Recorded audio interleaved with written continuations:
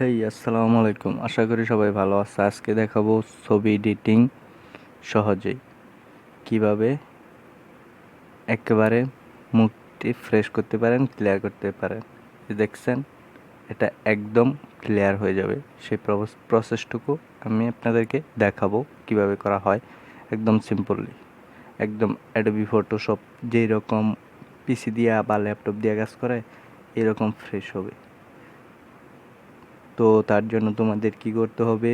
তার জন্য তোমাদের এই অ্যাপসটা দরকার। অ্যাপসটার নাম হচ্ছে ফেসটিউন। এই যে এই অ্যাপসটার দরকার তোমাদের।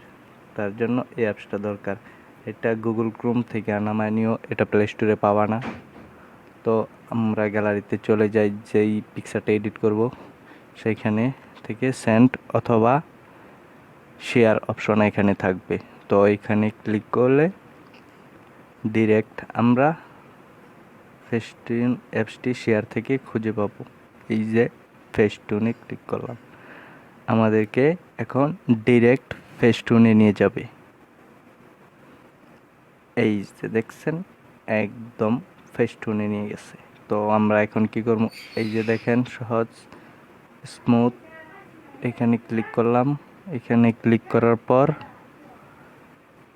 এই যে ডাবল স্মুথ, এটাতে ক্লিক করলাম। তারপর এটা ব্রাশ করতেছি আমরা ব্রাশ করতেছি। আমরা ব্রাশ করার পর দেখছেন ফেসটুকু একদম অ্যাডোবি ফটোশপের মতন স্মুথ হয়ে গেছে।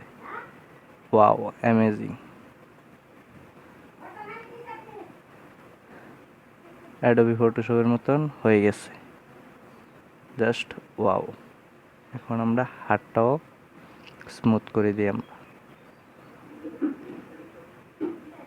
তো আমরা এখান থেকে ফিল্টার করব। ফিল্টার থেকে আমরা লাইট একটু বাড়ায় নিই।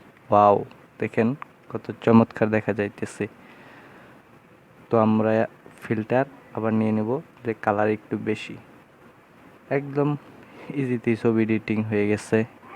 তো আপনারা চাইলে আরও কাঙ্ক্ষিত ফিল্টারগুলি আপনারা ইউজ করতে পারেন।